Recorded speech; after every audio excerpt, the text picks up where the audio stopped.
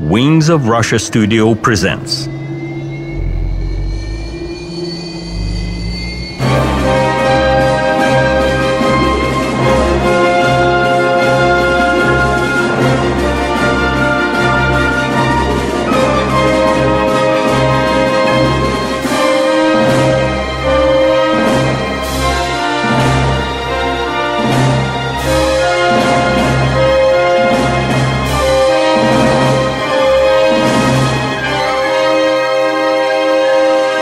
Wings of Russia documentary.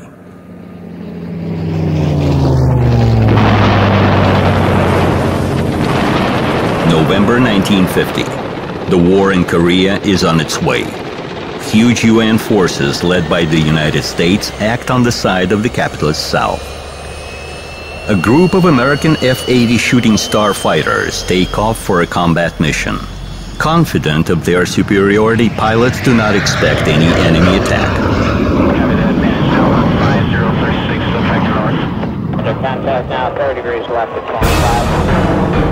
All of a sudden, 3 silvery aircraft appeared in the sky, attacking American fighters at high speed. The MiGs were superior in speed and maneuverability, and they soon shot down one of the shooting stars.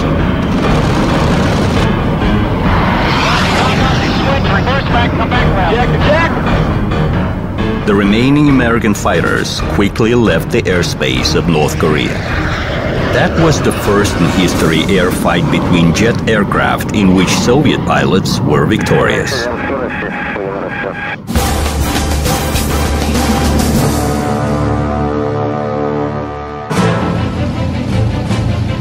A fighter is designated to have superiority over aircraft of any other class.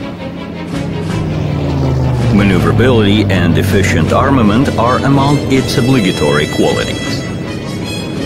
However, speed is one of the most important components of success. In order to reach it, throughout the fighter's entire evolution, designers were installing more powerful engines, updating aerodynamics, introducing different technical innovations. During the Second World War, the maximum speed of serial fighters significantly increased. However, the engine weight was way ahead of the power-to-weight ratio increase.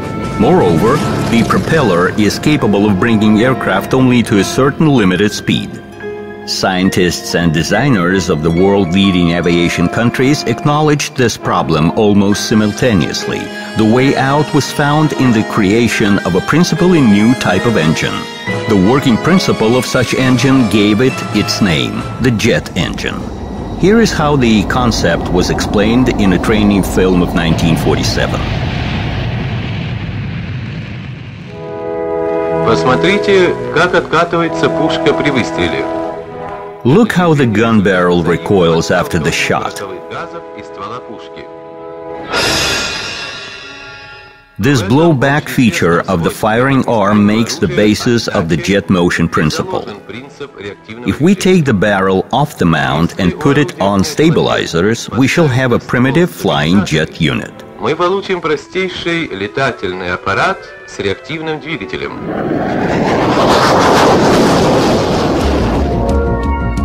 In hope of luck, research was conducted in several directions at a time. The main of them was with respect to the liquid propellant rocket LPR engines and the turbojet engines. In the LPR, working gases are created in the combustion chamber due to the chemical reaction between fuel and oxidizer available on board the aircraft. In the turbojet engine, air taken from the atmosphere is used in the fuel burning process. First jet engines development started in the USSR before the Second World War. However, the Germans and the British are by right considered to be the pioneers in this sphere. The first turbojet aircraft took off in Germany in summer of 1939. It was an experimental Heinkel 178. 2 years later, a Gloucester jet aircraft was put on tests in Great Britain. In result of further developments in this field, both countries had serial aircraft in 1944. They took part in combat activities of the Second World War. In the Soviet Union, developments of a jet fighter started in 1941. On the first day of the Great Patriotic War, Viktor Bolkhovitinov submitted an application to the Aviation Industry Ministry on the creation of a rocket fighter interceptor. The ministry replied to have the aircraft ready within a month. Within the designated term, the experimental BI-1 rocket fighter was put on tests. The Soviet first-born jet had a classical layout pattern with a straight wing. The liquid jet engine, designed by Leonid Dushkin, developed thrust of 1,100 kilograms. Flight tests were delayed due to the design group evacuation to the Urals, and the BI-1 performed its first flight on May 15, 1942. The aircraft was piloted by test pilot Grigory Bakhchivandzhi. BI-1 managed to reach a fantastic by that time rate of climb of 82 meters per second.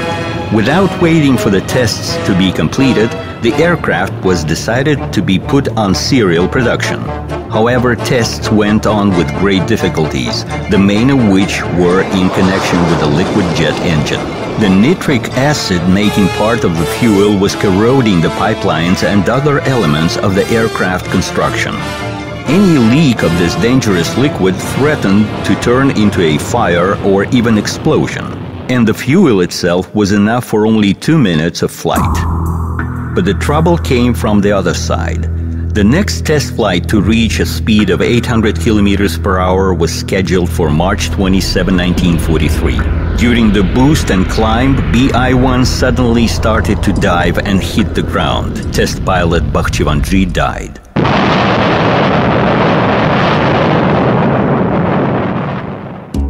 For the first time, scientists came across a new and dangerous phenomena. It became clear that with acceleration, the air starts to act somehow differently, as if an unknown force would not let the aircraft to go through.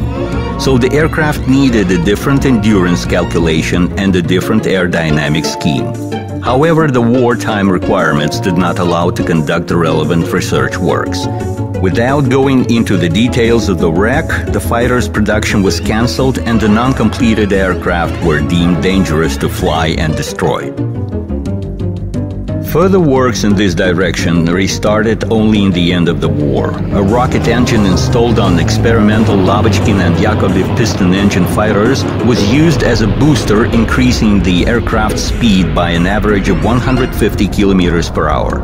An interesting idea was of a motor compressor engine, a combination of a piston and air-breathing power plant.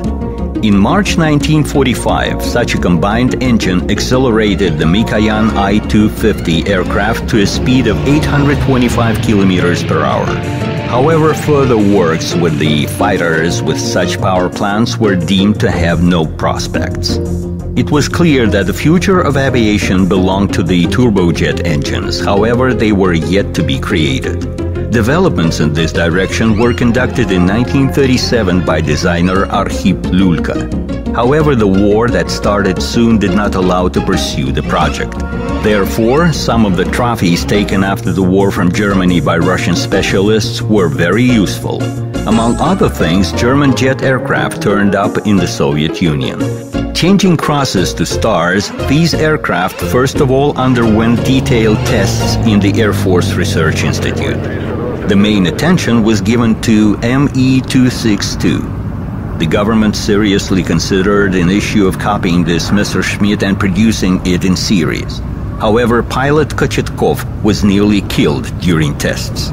The problem was the same as with BI-1, dragging into dive at high speeds. This was not the first accident with Me-262. The Germans faced this phenomenon several times. Finally, it was decided to design our own fighters, but with the German engines. They were of two types, Junkers UMO 004 and BMW 003. Those engines, of course, had deficiencies, but there was no other choice. There was no engine of our own. Within the shortest time, engines were put into production at the Soviet plants. UMO was identified as RD-10, while BMW was called RD-20. The Cold War between the former Allies accelerated the wheel of the arms race. The new atomic weapons were also taken into account. Mass production of fighters became a vital necessity. Only they could not let the enemy's bombers enter the native airspace.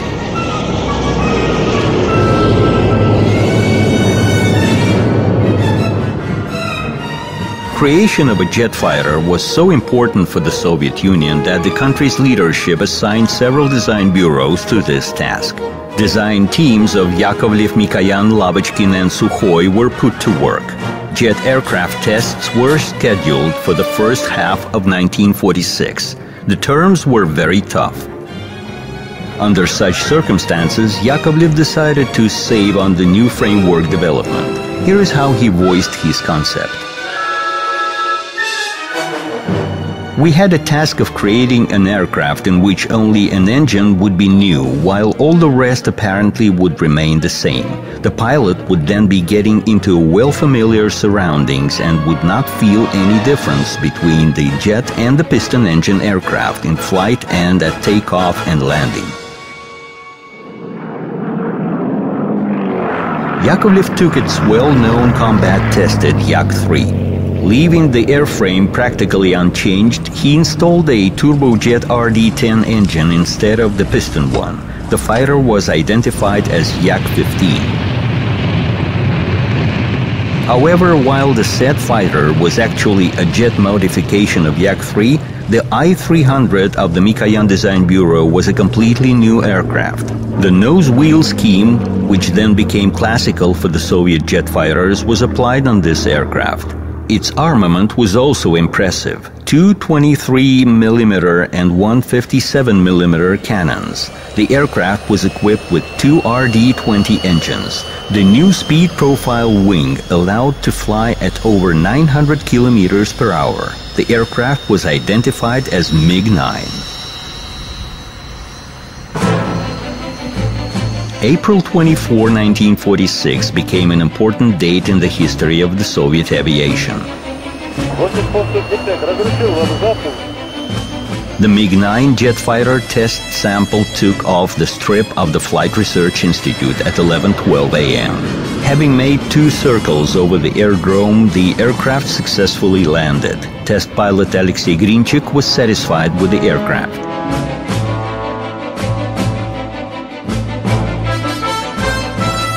Within about a couple of hours, the jet engine roar was again heard over the aerodrome. Yak-15 took off at 1:56 p.m.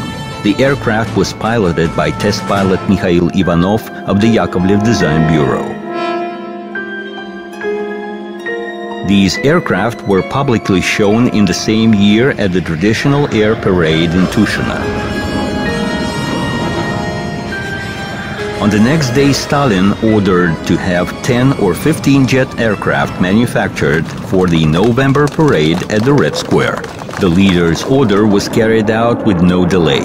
Within just a month and a half, in the beginning of October 1946, the first serial MiG-9 and Yak-15 started to arrive at airfields where they were put together and flown. By that time, in addition to the said aircraft, the first La-150 jet fighters arrived. They were supposed to be shown at the air parade as well. All was ready by November 7, but the new Soviet jet aircraft show did not take place due to bad weather. In spring 1947, MiG-9 and Yak-15 passed the state tests and started their service. The 2-engine Su-9 and Su-11 of Pavel Sukhoi were also ready by that time. For the first time in the USSR, these aircraft were equipped with powder-started boosters, a drag chute and the hydraulic actuators. The aircraft also had air brakes and an ejection seat. However, the Sukhoi and Lavochkin aircraft remained experimental. Air Force considered Mikoyan and Yakovlev fighters to be enough. Moreover, Yakovlev, having updated Yak-15, made its modification, Yak-17, differing from its predecessor by the nose wheel. This aircraft became the first Soviet jet aircraft supplied on export. Very soon, jet fighters started to oust their piston engine colleagues.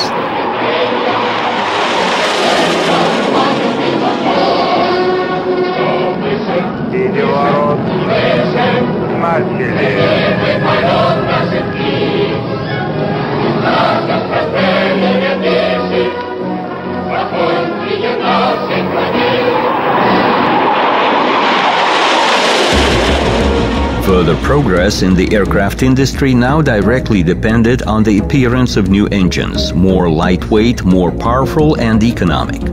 However, aircraft designers had only two types of German engines at their disposal. And although the experimental Su-11 was equipped with the native TR-1 engines developed by Arhip Lulka, they were very far from perfection. There was no time to wait until the native engines would reach the required characteristics, so Stalin was proposed to buy engines from the British. What fool would be selling its secrets? Asked the leader in surprise. Nevertheless, in autumn of 1946, a delegation including Artyom Mikoyan and engines designer Vladimir Klimov went to England. The situation was peculiar for the fact that in spring of the same year, Winston Churchill delivered his famous speech in Fulton, giving the start to the Cold War against the Soviet Union. Surprisingly, but money once again turned to be beyond politics. The delegation bought not only 60 Rolls-Royce ready-made engines, but also the license for their manufacture in the USSR. This event made a great impact on the development of the jet aviation in the Soviet Union. Of course, with such engines available, the Soviet designers hurried to implement their capabilities. That's how the new Yakovlev fighter appeared. The aircraft successfully passed the state tests showing the maximum speed of 930 kilometers per hour. The aircraft was put on service in 1949 as Yak-23.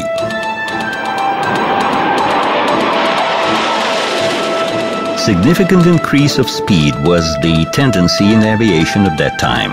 A powerful jet engine assisted to such achievement, but did not solve all the problems.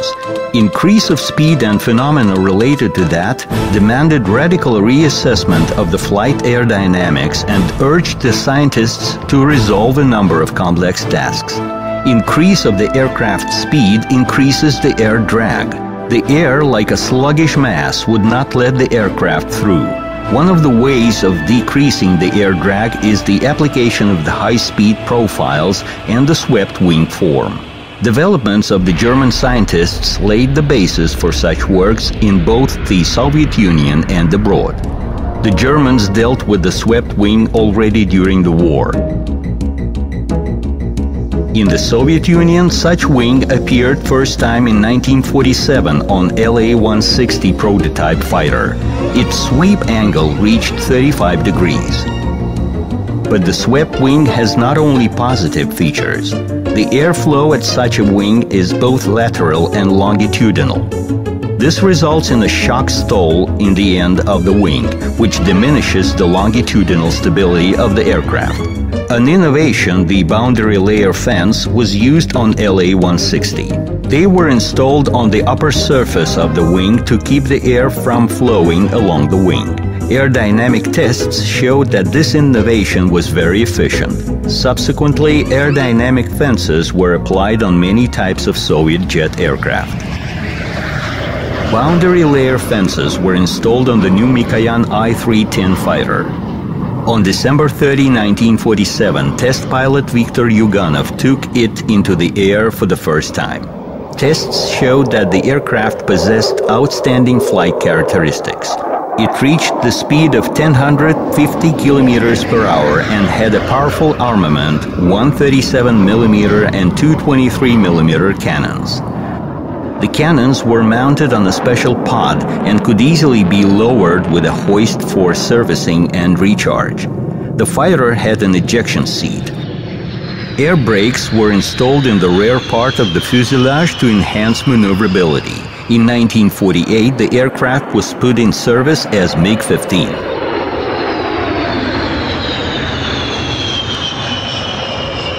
Lavochkin 15, appearing a bit later, became MiG-15's competitor.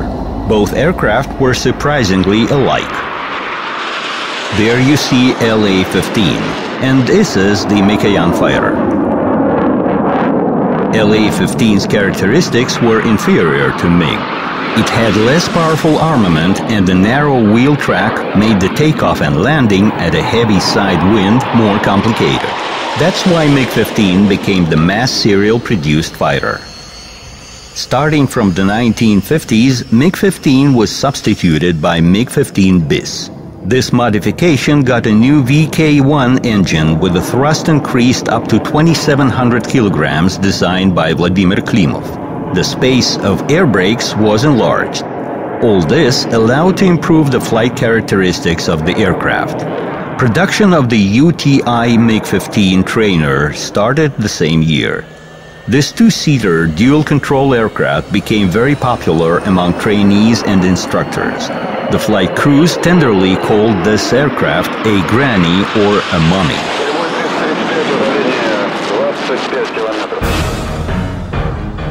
MiG-15 gained combat success in Korea. In 1950, when a military conflict ran high on the Korea Peninsula, the USSR and China came to help the northern communist Korea. Soviet aircraft units equipped with MiG-15 were covertly sent to Korea. The United States and their allies acted on the side of the southern Korea. The U.S. aircraft group was huge both in terms of quantity and types of aircraft. Appearance of the Soviet jet fighters was an unpleasant surprise for the Americans. Right from the start, the Soviet MiGs demonstrated significant superiority not only over the piston engine Mustangs, but over the Shooting Star and Thunderjet fighters. The only worthy competitor to MiG-15 in Korea was F-86 Sabre. The American aircraft was heavier than MiG and inferior in the rate of climb, ceiling, and armament, but was superior in horizontal maneuverability. More efficient air brakes and slats made this aircraft more superior in the air combat.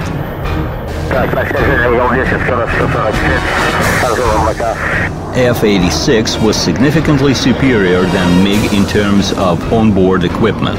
Take just the aiming device with the ranging radar. Besides, the Sabre pilots flew in special garments, enabling them to overcome the G-factor in the air combat. However, the MiG-15 appearance in Korea significantly changed the balance of forces.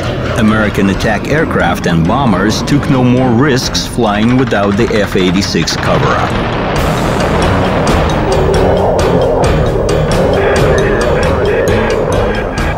The most memorable was the air battle of October 23, 1951, which the Americans called the Black Tuesday.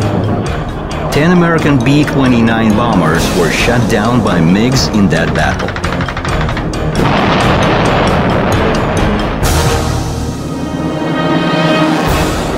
Of course, Americans wanted to get hold of MiG-15 to find out the reason of its success. Similar hunt for the Sabres was performed by the Soviet side. In October 1951, Colonel Pepelyaev shot down F-86, which made an urgent landing on the North Korean territory. Soon the damaged aircraft was brought to the Soviet Union. Detailed research of the American fighter allowed to introduce some technical solutions to the Soviet aircraft construction. MiG-15 also got into the hands of the Americans. 3 months after the war, a North Korean pilot defected to South Korea on the Soviet aircraft. The aircraft underwent the most detailed examination in the United States. However, the Americans found no technical innovations applicable to their aviation.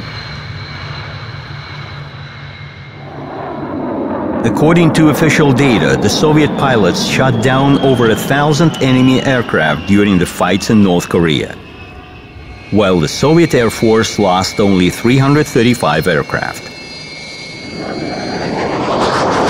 MiG-15 virtually conquered the right to be called the world best fighter of the beginning of the 50s. It became one of the symbols of the Soviet aviation. Within 10 years, USSR produced over 13,000 MiG-15 of different modifications, and with the account of the licensed manufacture in Poland and Czechoslovakia, the amount of this aircraft exceeded 15,000. No other fighter in the world had such a circulation. The MiG-15 success enabled the Mikoyan Design Bureau to obtain from the leadership of the country a kind of a carte blanche for the further improvement of this aircraft. In result, the military received the MiG-17 fighter with the wing sweep of up to 45 degrees. In the end of 1952, production of the new modification of this aircraft, MiG-17F, was started. Its engine was equipped with the afterburner chamber, a unit allowing to increase the thrust.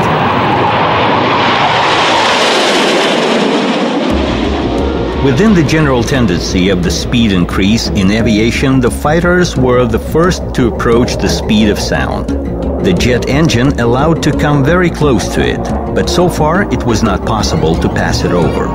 The drag increased drastically at such speed. There were even doubts of whether a supersonic aircraft could be produced. Americans were the first to go over the sound barrier. This record belongs to test pilot Chuck Yeager, who in 1947 passed over the speed of sound on the X-1 experimental aircraft.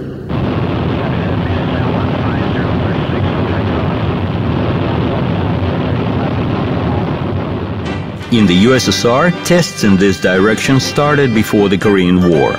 To go over the sound barrier, the Aerodynamic Institute scientists, based on calculations and experiments, suggested to use a wing with a low-thickness chord ratio and a sweep of 45 degrees and more. The first Soviet aircraft to reach the speed of sound was Lavochkin Aircraft 176. In 1948, Oleg Sokolovsky accelerated this aircraft to a speed of 1105 kilometers per hour, which was slightly over the speed of sound, or as aerodynamics say, was slightly over Mach 1. In those years, the aviation science and aerodynamics, in the first place, were on an uprise. The new solutions proposed by scientists were tested on the more and more new experimental aircraft. In 1952, Georgy Sidov put into the air a new SM-2 fighter of the Mikoyan Design Bureau. The aircraft was meant as supersonic, however, the insufficient thrust did not allow it to overcome right away the sound barrier in the horizontal flight. This became possible only with the installation of the new RD-9B engines with the afterburner. The maximum speed reached 1,450 kilometers per hour, which was by 100 kilometers per hour more than on the first American supersonic fighter, F-100 Super Sabre. In 1955, the fighter was put in production under the identification of MiG-19. Transition to supersonic speed required new constructional solutions. Traditional elevator was no more efficient at supersonic speed, so MiG-19 was equipped with an all-moving tailplane. The fighter became more maneuverable and easier to control. With such an update, it was renamed into MiG-19S. The task of creating a high-speed maneuverable aircraft capable of combating at short range from the aerodrome was resolved. But for the fighters of the 50s, more important was another task: to cover bombers on their way to the target and back. Bombers carrying nuclear weapons represented an important argument in the world politics. But in terms of range, fighters were way more inferior than bombers. It appeared that the escort would cover bombers only in the first, less dangerous part of the route, leaving the bombers alone over the enemy's territory full of all means of air defense. Supplementary fuel tanks did not fully resolve the problem. Research was started both in the USSR and in the United States. Americans, for example, tried to suspend a mini-fighter under the bomber, which was supposed to detach if needed from the carrier and cover it.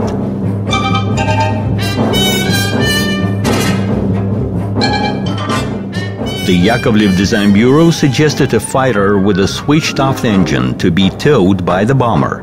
Such system was called the hobblers. You see the rare archive shots of the system tests. One may think that this is an in-flight refueling. In fact, the prototype Yak-25 is towed. In the event of an enemy's attack, the pilot would switch on the fighter's engine, detach, and enter into combat. Thereafter, it would hook up back to the bomber and fly on. Most of the projects of this kind on both sides of the Cold War front, due to various reasons, did not find continuation. However, the search for the solution went on. In 1953, the Flight Research Institute conducted the in-flight refueling tests. The MiG-15 BIS fighter was performing a hookup to the hose probe of the tanker. The tanker was a refurbished Tu-4 bomber.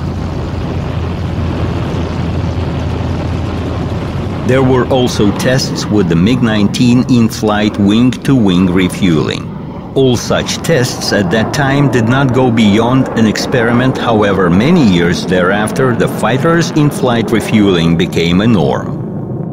Another direction of the fighter's development was the creation of an aircraft requiring a short takeoff strip or even no aerodrome at all. The explanation was simple. Dimensions, speed, and takeoff weight were growing. Airfields were becoming wider and longer accordingly, thus becoming a more and more vulnerable target for the potential enemy. An ejection takeoff appeared as an alternative. An aerodrome is a costly construction and they cannot be built everywhere in the country, while the system allowing to live without them seemed to have many advantages. Just imagine a fighter ejecting from a forest like a genie from a bottle, attacking the astonished enemy.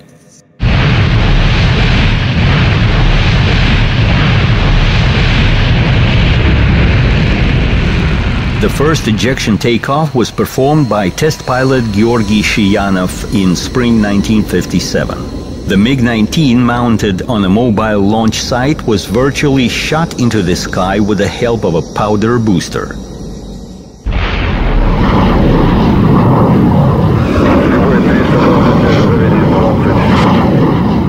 After the test, the system was shown to Defense Minister Zhukov, but the Marshal replied skeptically, "Now you only need to create a system of landing without the aerodrome."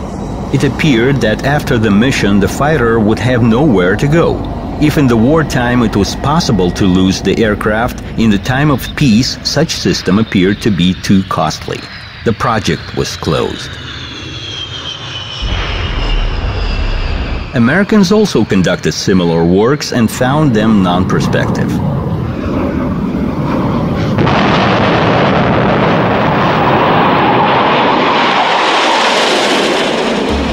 Specialization of fighters was more distinct in the 50s. Some aircraft were designated for maneuverable combat, while the others for interception.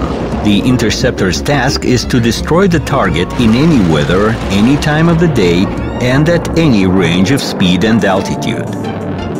This task was becoming more and more actual.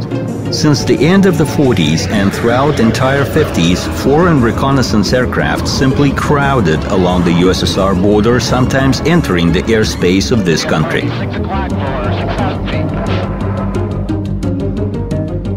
Development of interceptors was performed by the Lavochkin and Mikoyan design bureaus. Soon, prototype aircraft I-320 and LA-200 started to fly and even passed the tests. However, they did not go into production due to absence of a reliable radar, without which the aircraft was no more an interceptor. Basically, Soviet Union was way behind the West in terms of radar equipment for aircraft. In the West, radars started to be applied back in the years of the war. The local radar station for fighters was made only in 1950, but still it was so unreliable that it was practically not used. The war in Korea inspired progress in this field. It became clear that a fighter without a radar was initially a no-win. Izumrud became the first Soviet successful radar. It was installed on the MiG air defense interceptors. It was capable of locating bombers at a range of 11 kilometers. Subsequently, the modernized Izumrud was installed on a supersonic MiG-19P. In the beginning of the 50s, the Yakovlev Design Bureau came up with the initiative of making a barrage interceptor capable of performing long-term patrolling at a long distance from the aerodrome. The Mikulin's AM-5 small-size engines with good thrust were best for such an interceptor. To extend the flight range, they were installed under the wing, which enabled to locate more fuel in the fuselage. A bicycle landing gear became a characteristic feature of this aircraft, allowing to reduce its dimensions and save on the construction weight. This interceptor could stay over 3 hours in the air, while the new Sokol radar was detecting targets at a distance of up to 30 kilometers. It was an excellent result for that time. The serial version was indicated as Yak-25. The same identification had the Yakovlev's prototype straight-wing fighter. Now it had an interceptor namesake, another Yak-25. In 1955, interceptors started to join the army. Pilots liked the aircraft a lot. It was pleasant to fly and had excellent takeoff and landing characteristics. As the pilots joked, the self-drive and self-land. In the first half of the 50s, progress of the Soviet scientists and designers in the field of aerodynamics and engine construction allowed to approach a double speed of sound. Such flight conditions dictated new aircraft layout. The most perspective was the delta wing. As compared to the swept wing, it had a more rigid construction, which is no less important at high speed. Besides, such wing could carry more fuel.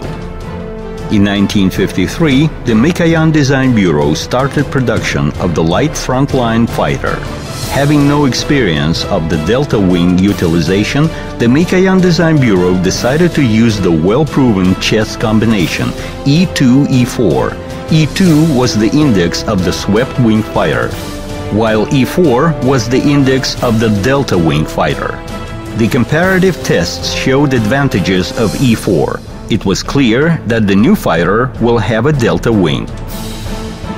Aircraft systems and construction updates started.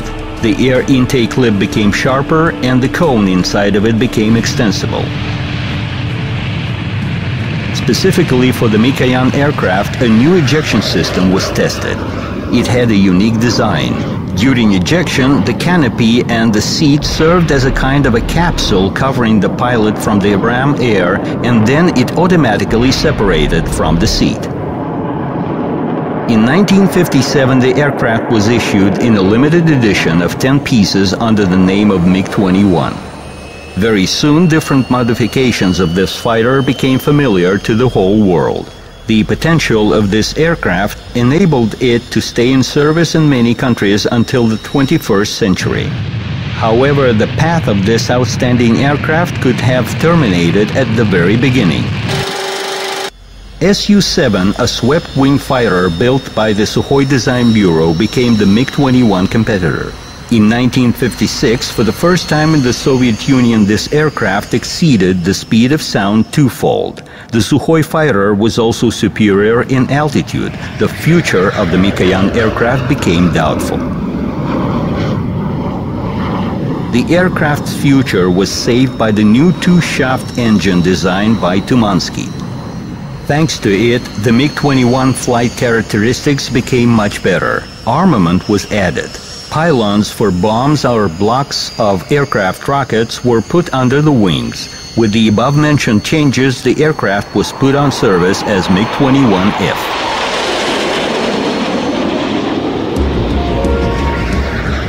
Quick progress in the jet era could not but touch upon the fighter's armament. By mid-50s, the air-to-air missiles appeared in the arsenal of American aircraft, which significantly increased their combat efficiency. RS-1U became the first such rocket in the USSR. Its identification can be translated as First Guided Rocket. It was targeted upon a radio beam from the fighter's onboard radar and had a range of 3 kilometers. In 1956, MiG-17 interceptors were armed with a new armament. Next modification of this missile had twice longer range, and they were put on supersonic MiG-19 PM. Of course, the first missiles were far from perfect. Their application was like shooting in a rifle range. Missile could hit only non-maneuvering air targets. An unbelievable event gave an impact to the development of the rocket armament of the Soviet fighters. In autumn of 1958, in the course of combat activities between aviations of China and Taiwan, an American Sidewinder missile fired from a Taiwanese Sabre was stuck in the Chinese MiG-17 and did not explode. MiG-17 managed to land with such an American splinter. Soviet experts hurried to friendly China. Research showed that the Americans managed to create a lightweight, compact, and easy-to-operate air-to-air missile. The infrared homing head could easily hook up to the tail of the aircraft under attack, and the missile would catch up with it despite the pilot's maneuvering. The USSR decided to copy this Sidewinder. The homing head was copied as is, while the payload was decided to be made more powerful. The Soviet version of the missile was called K-13, and it became part of the new MiG-21 modification armament. The fighter was identified as MiG-21F-13. MiG-21PF became the next large series modification. Its main peculiarity was that the new radar enabling it to perform under heavy meteorological conditions and at night. Soon the MiG-21PFM was put into production. For the improvement of its takeoff and landing characteristics, such aerodynamic novelty as the flaps boundary layer blowing was applied. The MiG-PF and PFM modifications concept of those years did not include guns. The close air combat at high speed was thought to be practically impossible, and the flights were assumed to be conducted only with the use of guided missiles. The war in Vietnam, which started in 1965, allowed to test the aircraft in real combat conditions. The main MiG's competitor was the American F-4 Phantom. Possessing more powerful missile armament and a more enhanced onboard radar, it was significantly inferior to MiG in maneuverability. However, a good overview from the cabin and the second crew member capable of controlling the situation made Phantom an adequate enemy. Vietnam proved the necessity of cannons. Close maneuverable fights took place rather often. Since neither MiGs nor Phantoms had any built-in guns during the Vietnam War, they started to use gun pods. However, the most efficient conduct of the air combat was considered to be the simultaneous use of two types of aircraft. Thus, MiG-17s were blocking the entire altitude range up to 2,000 meters. Having higher pre-sonic maneuverability, they were squeezing Americans up, where they were awaited by MiG-21s. The Vietnam War experience provided a lot of useful information to the Soviet engineers and designers. However, further aircraft improvement went on in mainly two directions. The first was the armament enforcement with the modern missiles, which had a semi-active homing head and could cover targets in any weather conditions. The second was the new radar stations, allowing to detect targets at longer distances.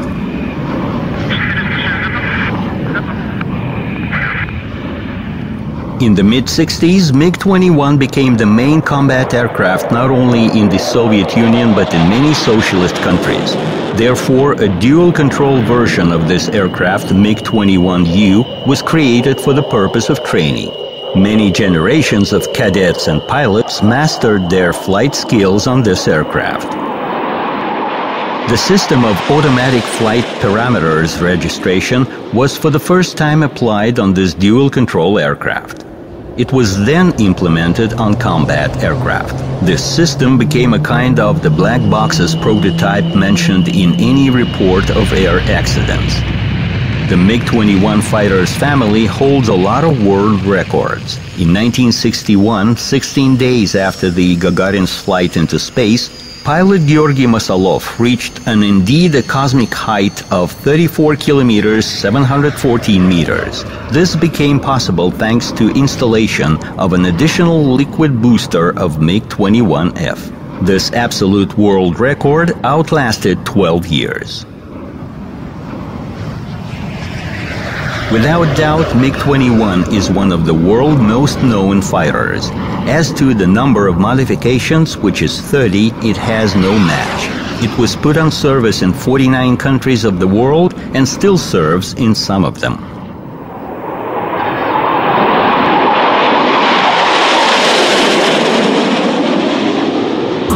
In the second half of the 50s, the threat of a nuclear strike over the economic and military centers of the USSR became more than real. Air defense was becoming the most important task. The air defense complexes of that time were yet developing and did not provide any guarantee against breakthrough of the enemy's striking aircraft. The main role in the protection of the airspace was placed on interceptors. June 24, 1956, air parade in Tushino. Everyone's attention was caught by a whirling away aircraft with a delta wing. It was Sukhoi T-3 prototype interceptor. First, Almaz radar was installed on this interceptor. However, two huge antennas decreased aerodynamics of the aircraft. Therefore, a new radar was installed, which antenna was placed inside the Ram-type air intake cone. The new aircraft was identified as T-43. On October 10, 1957, test pilot Vladimir Ilyushin put it into the air. In the very first flights, the aircraft reached a speed of 2,200 kilometers per hour and an altitude of 21,500 meters. Within 1 year, it was decided to make a whole interception complex on the basis of this aircraft, including the aircraft itself, the onboard radar, the missile armament, and the on-ground targeting system. The first Soviet interception complex was put into service in 1960 under the name of Sukhoi 951. 2 years later, the air defense aviation obtained a more sophisticated complex. Su-11 became its basis, equipped with a more powerful Areol radar, with a target hookup range of 20 kilometers, which was twice as much as of its predecessor. Su-9 and Su-11 were the most high and fast-flying aircraft of the air defense aviation of this country in the 60s. They served for over 20 years. In the same 60s, the Sukhoi aircraft were assisted by Yak-28P interceptors. Made on the basis of a supersonic bomber and equipped with the Areol-D radar, they were supposed to intercept enemy aircraft at low and mid altitudes. But for targets destruction at longer range, a completely different type of interceptor was required. The Lavochkin Design Bureau attempted to make such an aircraft. According to the project, LA-250 was supposed to reach speed of 1,600 kilometers per hour and hit supersonic targets with its missiles at an altitude of up to 20,000 meters. Brought to tests one after another, these aircraft crushed, and in 1959 all works on this topic were terminated. A new long-range interceptor was started by Andrei Tupolev. The fighter was identified as Tu-128. It succeeded all other fighters in the world as to its dimensions and weight. This 43-ton aircraft was equipped with the most powerful radar of that time, the Smerch. It located targets at a distance of 50 kilometers. R-4 missiles of half a ton each could destroy targets not only at catch-up but also at reciprocal courses. The reciprocal course attack was for the first time performed in the USSR. In 1965, Tu-128 was accepted for service. In the NATO classification, it was called the Fiddler. It was indeed the first violin of the air defense aviation.